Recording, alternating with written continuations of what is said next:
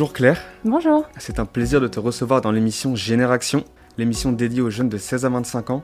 Claire, tu es diplômée de Sciences Po Paris. Tu as fait des études en communication et en innovation numérique. Dans ta dernière année de master, tu es passée dans une école d'ingénieurs qui s'appelle Télécom Paris. Et tu travailles maintenant à l'association Change Now. Exactement. Et tu as récemment lancé une chaîne YouTube qui s'appelle Claire l'Éclair, où tu nous parles de pépites vertes. Et c'est pour ça qu'on te reçoit aujourd'hui. Peux-tu nous expliquer qui sont ces fameuses pépites vertes ? Oui, merci beaucoup de m'avoir dans cette émission. Les pépites vertes, ce sont des jeunes qui, directement à la sortie de leurs études, ont décidé d'avoir un premier job dans la transition écologique.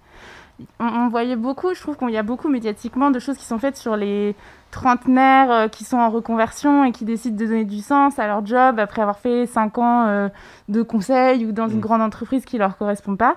Moi, je trouve ça dommage de ne pas mettre en lumière ceux qui directement ont eu l'audace, peut-être contre l'avis de leurs parents ou l'avis de leurs profs, de se dire c'est simple, à la sortie de mes études, moi, je veux que mon job et mon énergie et mon cerveau ils soient donnés à un projet qui a un impact positif sur la planète. Tu as donc réalisé plusieurs interviews sur des sujets à chaque fois différents, toujours en rapport avec la transition écologique. Est-ce que tu peux nous parler d'une interview qui t'a marqué ou simplement de ta dernière vidéo ?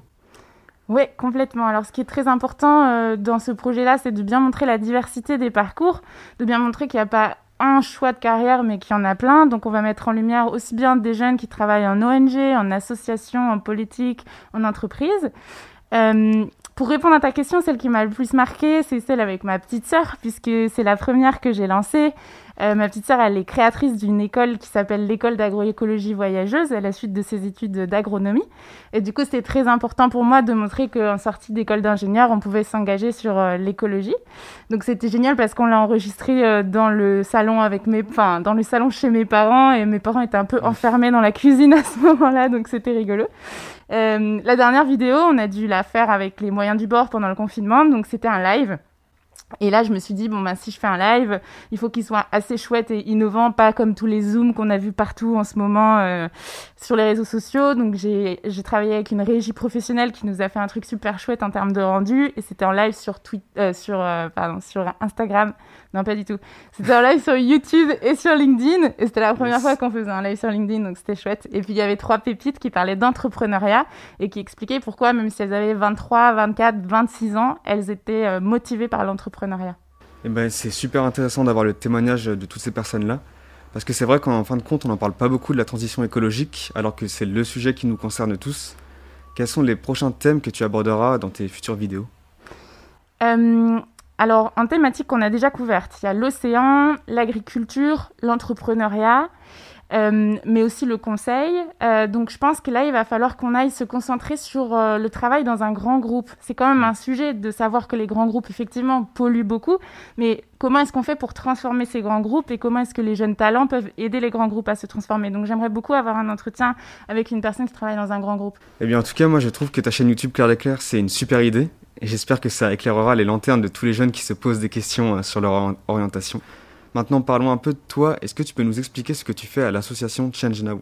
Oui, avec plaisir. Alors, je vais juste préciser, c'est pas une association, c'est une entreprise. Et justement, c'est parce que pendant longtemps, on a trouvé que les sujets liés à l'écologie, ils étaient relégués au bénévolat ou à l'associatif.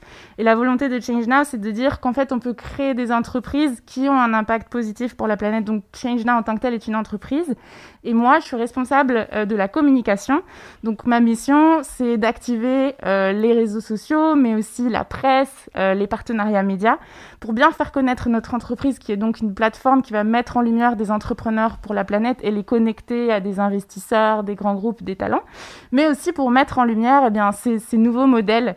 Par exemple, peut-être que des solutions que vous pouvez connaître qui sont dans notre réseau, ça va être Too Good To Go, qui permet d'aller chercher des produits qui allaient être jetés à la poubelle, ou alors Yuka, qui permet de scanner les aliments et de savoir qu'est-ce qui est bon ou pas pour la santé. Donc voilà, toutes ces innovations-là, c'est aussi dans ma mission de faire des partenariats avec des médias pour qu'on en parle de plus en plus. Et à quel moment de ta vie tu t'es sentie concernée par l'écologie ? À quel moment tu t'es dit « il faut que j'en parle » ? En fait, c'est rigolo parce que moi, du coup, en ce moment, je travaille à Paris, mais je suis originaire de Segré et j'ai fait une année de césure à Angers. Et c'est clairement pendant mon année de césure à Angers que j'ai eu le déclic, puisque j'ai travaillé sur un projet d'alimentation locale qui s'appelle La Ruche qui dit oui. Et du coup, j'ai réuni une dizaine d'agriculteurs du coin d'Angers pour vendre leurs produits et d'aller visiter leurs fermes, d'aller visiter leurs exploitations. Ça m'a fait un énorme déclic sur l'alimentation parce que l'alimentation, c'est une porte d'entrée géniale dans l'écologie parce que ça te touche toi et ta santé, ça touche l'agriculteur que tu rémunères, mais ça touche aussi le sol et la manière dont on traite la nature dans l'alimentation. Donc ça a été ça mon déclic à moi. Et qu'est-ce que tu aimerais dire aux jeunes qui ont peut-être peur de s'engager dans la transition écologique ou qui ne connaissent tout simplement pas le domaine ? Déjà, j'ai envie de leur dire d'aller voir sur l'annuaire des Pépites Vertes, puisqu'on a aujourd'hui 23 jeunes qui sont référencés dans l'annuaire. Il y en a 8 autres qui sont sur la chaîne Claire l'Éclair. Donc, l'objectif pour nous, vraiment, c'est de donner des idées de jobs qui existent. C'est quoi travailler dans l'économie circulaire? C'est quoi travailler dans une start-up? Ou alors, c'est quoi travailler dans une association? Donc, vraiment, nous, on a une mission de pédagogie d'expliquer. Donc, je dirais ça en premier. Et la deuxième chose, je dirais d'être curieux et de se poser la question, à la sortie de vos études, qu'est-ce que vous avez envie de faire de votre énergie? On sait quand même toutes et tous que là, il y a des échéances climatiques qui arrivent très vite. Il faut qu'on agisse. La bonne nouvelle, c'est qu'on peut faire plein de choses à plein de niveaux, soit en bénévolat si on a envie que ça reste dans une partie bénévole de notre vie, mais de plus en plus, il y a des offres de job et des opportunités de carrière qui existent dans la transition. J'ai aussi vu que tu avais écrit un article 21 questions pour trouver sa voie. Oui, c'est vrai. J'ai écrit cet article parce qu'en fait, c'est rigolo. Moi, je raconte beaucoup mes expériences de stage et de job sur mes réseaux sociaux. C'est ce qui fait que beaucoup de personnes m'écrivent, notamment sur LinkedIn, pour me demander des conseils. Et à un moment, je me suis dit, mais est-ce que, au lieu de donner mes conseils un à un, je les mettrais pas dans un seul article pour les récapituler à un endroit? Donc en fait, ces 21 questions, c'est des questions que je me suis posées à moi-même en premier. Je les ai testées sur moi. C'est des questions qui vont permettre d'identifier tes forces. Par exemple, une question, c'est pourquoi est-ce que tes amis ou tes proches, ils viennent te demander de l'aide? Est-ce que c'est parce que tu es un super bricoleur? Est-ce que c'est parce que tu es un super cuisinier? Ou alors tu es un super communicant, tu racontes trop bien les histoires? Et bien ça va être des petits indices qui vont t'aider à savoir là où tu es fort. Après, il y a des questions qui sont c'est quoi ton job de rêve? On imagine demain, tu as une baguette magique. C'est quoi ton job de rêve? Et bien en fait, c'est s'autoriser à se dire qu'en fait, si ça se trouve, ce job de rêve et cette baguette magique, en fait, on peut y arriver. Donc voilà, c'est 21 questions qui sont résumées. Effectivement, si vous tapez ça sur Google, 21 questions pour trouver son job de rêve, vous allez pouvoir avoir quelques clés de réponse sur votre orientation. Est-ce que tu aurais quelques mots pour conclure? J'ai peut-être oublié quelques thématiques dont tu voulais parler.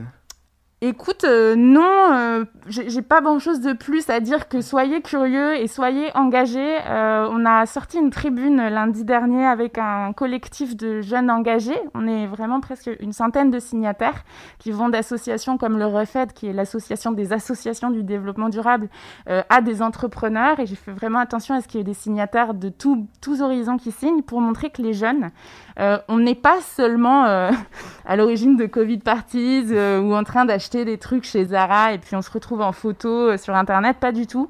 On est une génération qui est au courant, qui s'informe, notamment via les réseaux sociaux, c'est sûr, mais c'est riche.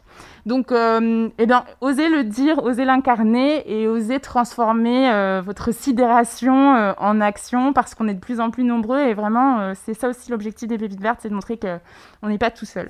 Eh bien, merci beaucoup Claire d'être venue dans Génération. C'était un plaisir et je te souhaite bon courage pour la suite. Merci Mehdi, à très vite. Yes, on attend tes prochaines vidéos sur ta chaîne YouTube et tous les liens seront disponibles dans le podcast de l'émission et sur Facebook.